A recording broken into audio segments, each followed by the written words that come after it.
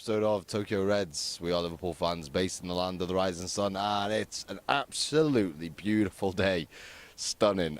It's so different to last time we've tried filming here when it was pissing down rain. And it is Monday the 24th of October, and it is 12:30 in the afternoon, and it's beautiful, absolutely beautiful.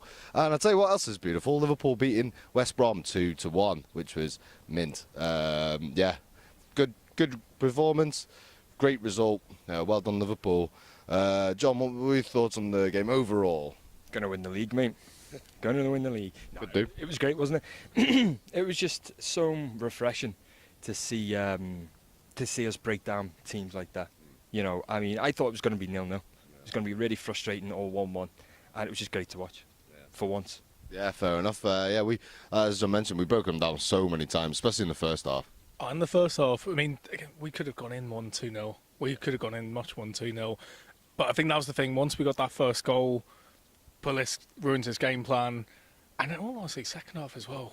Wow, I mean, if Foster wasn't having one of the games of his life, which always seems to happen with keepers at Anfield, it could have been 4 or 5. But it was brilliant to see us breaking them down. And it shows that sides like that, yeah, you can come with that game plan at Anfield, but we can break you down now. Yeah, it does. It does strike fear into the opposition teams. You know what I mean? Everyone's going to be worried about playing us now, which is great. John, it was awesome, but the last 10 minutes, it was like a bloody basketball game. Yeah, it was a bit wobbly at the end, wasn't it? I don't know. The only thing I worried a bit about was if the fatigue was kicking in, and I was thinking if it's 9 games into the season and there's a little bit of fatigue in the last 10 minutes, but you know they're athletes, aren't they? So it was probably just. They thought it was in the bag. They got that goal back, so it was just a bit panicking a bit. But it was overall it was a good performance.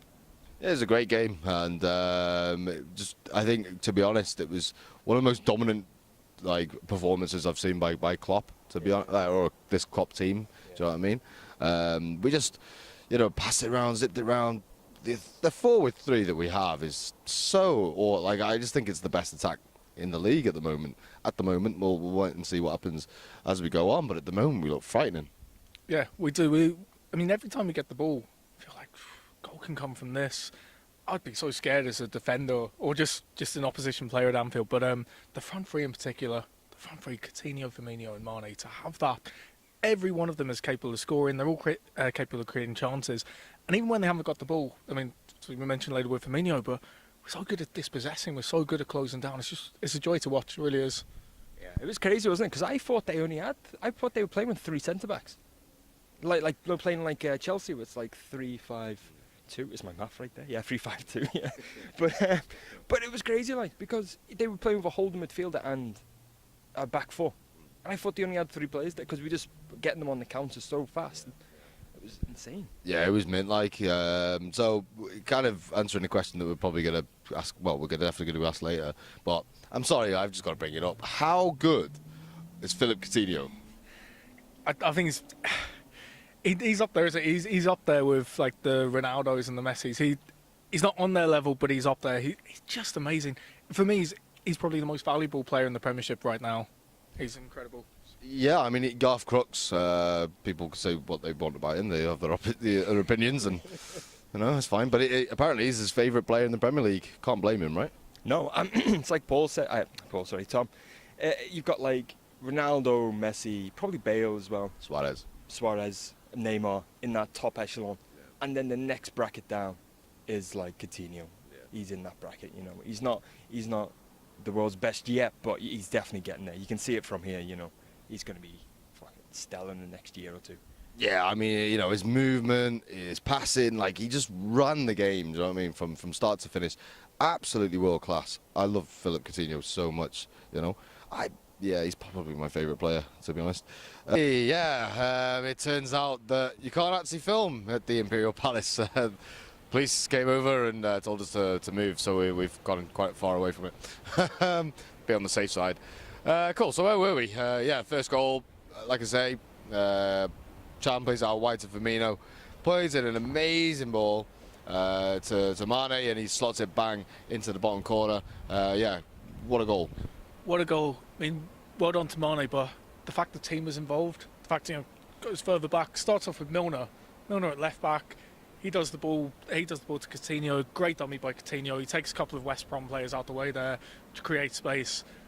Chan, after the United game, great to see. His composure, his vision was much better, and he looked more confident as well. Great cross by Firmino, and then Mane on the end of that, especially against Tony Puller's side. That just makes it even sweeter. Yeah. It was that perfect. It was almost like a FIFA goal, right? Yeah, it was inch perfect, wasn't it? Like, it kind of reminded me. Do you remember Gerrard's goal, his hat trick against Everton? And I think it's Jagielka on the line, and it's just inch perfect over his head. It was a lot like that. But yeah, I think the thing with Chan as well, he didn't stray from the central role. Like in Man United, he was just like kind of kept on pressing and kept on going on forward runs. So he didn't do that this week, and he looked a lot better for it. Yeah, fair enough. It was an awesome goal, really enjoyable. And then not long after that, we get a second. Coutinho with great bit of skill, getting the ball into the box, and he bangs it straight into the bottom corner. Really good goal. What did you think? And that's another one. Firmino, again, involved. They've got possession, the gegenpressing. The way, I think, it's a bad back pass. It's a really bad back pass to Foster.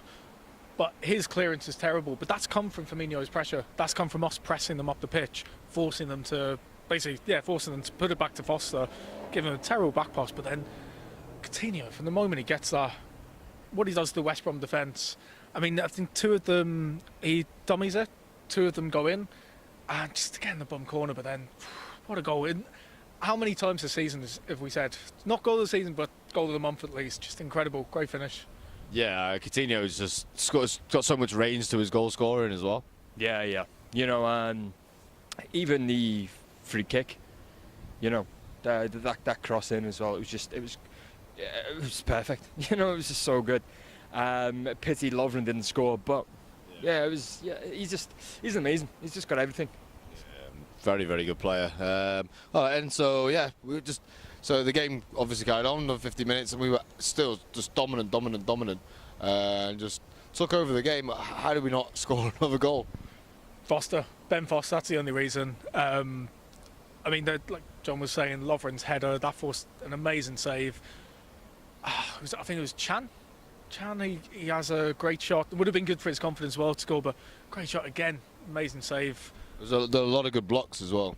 Yeah, definitely. Give credit where it's due. I can't think of his channel Firmino now, but yeah, Olsen. Olsen's block, fair play. That's body on the line literally for his team. Fair play to him.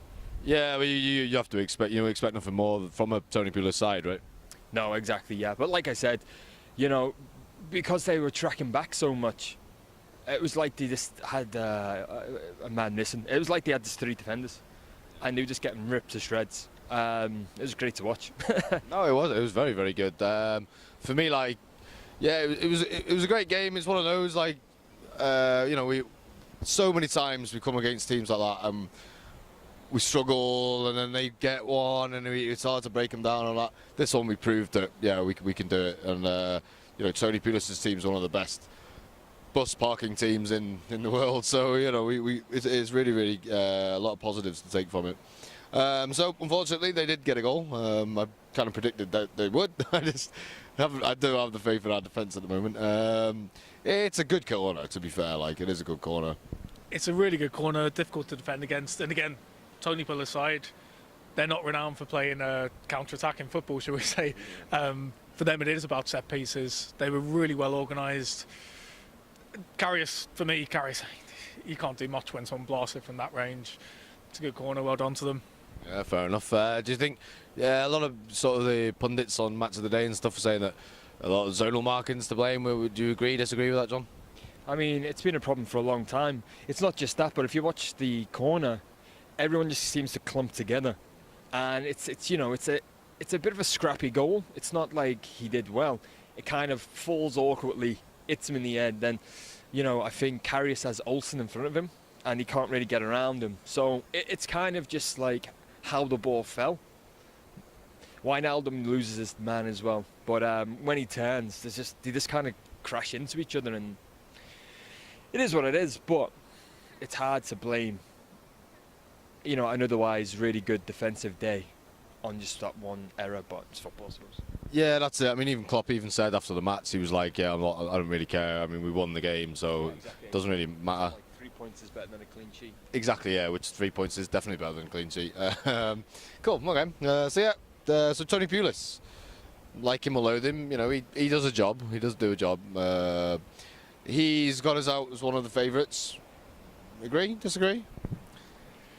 I agree, but it's 9 matches in. I'm going to wait until 19, 20 matches to fully agree, but it's been a really good start. It's nice to hear that, especially because he didn't give Klopp a handshake as soon as the whistle went, straight down the tunnel. But can't agree 100% until halfway through the season. Yeah, he's a sore loser, isn't he? John, do you reckon? What do you think? Any truth in what Pulis is saying? Yeah. To be honest with you, it was kind of fascinating this weekend. It's the first time in like forever I can remember where all the big teams have dropped points, but we've actually gained points. Yeah. I can't remember. That was, the 2 seasons we were fighting for the title. That's kept on happening. Like United would slip up, City would slip up, so would we. And now we're making good kind of like distance between ourselves and the likes of like Chelsea, Man United, Tottenham. So it's more than possible.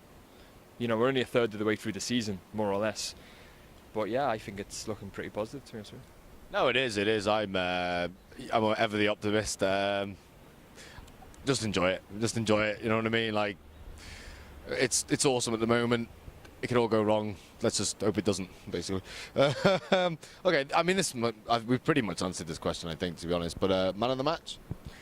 For me, Coutinho. Yeah, sorry. Coutinho for me is the standout. I mean, everything. Every time he was on the ball, he's just incredible. He's great for the team. Every time he gets the ball and he has a shot, you feel optimism and excitement because you think this guy, he can score from here, and plus this is going to be a classic. I'm going to want to watch this back. He's incredible. He's absolutely incredible. I'm gonna say Coutinho as well, to be honest. Everyone played pretty well, but like he was just out. I honestly think that was his best performance in a red shirt. Do you know what I mean? He was awesome, absolutely awesome. Came in deep, and he had lots of influence on the game. He was awesome. Really, really, really good. John? Yeah, Coutinho. Yeah, he was. Yeah, I mean, I think you both hit the nail on the head.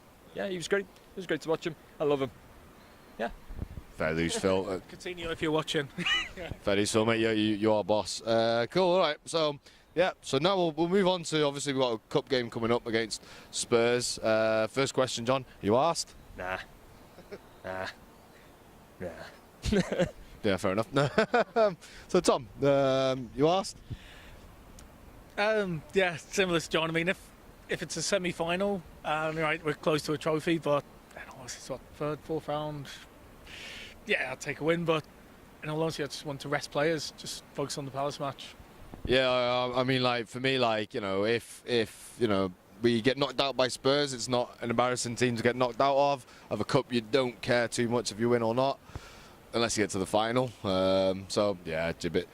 So who do we start? Obviously Henderson can't play. He's had one match ban. Yeah, and Henderson can't play, so that's one out of the way. Who would you start this game going into this? There's a few new lads who've just got new contracts, haven't they? Like Kevin Stewart, he's just got a new contract. So we have putting him on. Kevin Stewart, Grujic, get him some game time. Just literally, it's throw the under-21s, throw Sacco in there maybe if he's still around. That's not a bad shout. Sacco, Clavin, and all that kind of stuff. We got some players to play. I don't know who could play at fullback, but I don't mean Mignolet, yeah. Mignolet right back, Moreno at left. That'll be all right. All right. So, any ideas? Yeah, I mean, some of the youngsters, like John was saying, Stewart, maybe someone like Origi, even Sturridge, and I hope Sturridge wouldn't feel that was too disrespectful, but just to give him a full match. If he scores in the game, could knock his confidence up. Maybe Sturridge and Origi at the back. Yeah, Mignolet, I'll give Mignolet a go just if he's on the bench all the time. But yeah. Yeah, for me, I'd actually play Karius, to be honest, just to give him another game, just get him more into the rhythm, really. But yeah, I think Origi and Sturridge is a good shout. Sturridge maybe on the right, Origi up top, and Danny Ings. Play Danny Ings as well. He's another player that could play in this game. Well, you've been banging him in the under-23s, and I think, yeah, well, you might as well, if you've got him, might as well play him, do you know what I mean? So there we are. So, John's score prediction? Tottenham, it depends who they field as well. If they field a second string team, which they probably might, because they've had some injury issues, haven't they, recently? I'd say we can beat maybe 2-1 or something. Like I say, I'm not really too fussed, to be honest with you. It'd be good to see Origi get out, and like say, if Sturridge can break his drought, that'd be really good. So it's more this kind of seeing. It's more just seeing then what the new recruits could do. Sorry, there's a fella here who's body popping like a motherfucker. But yeah, that's it. 2-1. Okay, yeah, Fergus, I honestly don't really care that much. For me, it'd be Liverpool win on penalties. Yeah, Tom. Similar. I don't think we'll keep a clean sheet, but could see if we start Sturridge and Origi, I could see us scoring. I reckon maybe 1-1 go to penalties. Hopefully not like Middlesbrough. I was there a few years ago for that one. I think it's a record, but yeah, I think it's like 11 o'clock I left Anfield. But yeah, this is the first time I'm saying this in Tokyo Reds. I actually think we're going to lose. I think they'll take it more seriously. We'll rest a lot of players. I think we'll lose 2-1, but it's the first time I'm saying it, but I'm not that fussed. Fair enough. Well, there you are. Let us know what you think down in the comment section. What did you think of the West Brom game? Who's your man of the match? What do you think of Spurs game? Do you care? Let us know in the comment section. Like us as well. Give us a like and subscribe. Like us on Facebook. Follow us on Twitter. All the information will be scrolling up and down. And yeah, we will see you next time for building up for the Crystal Palace game next weekend. Thank you very much. Up the Reds.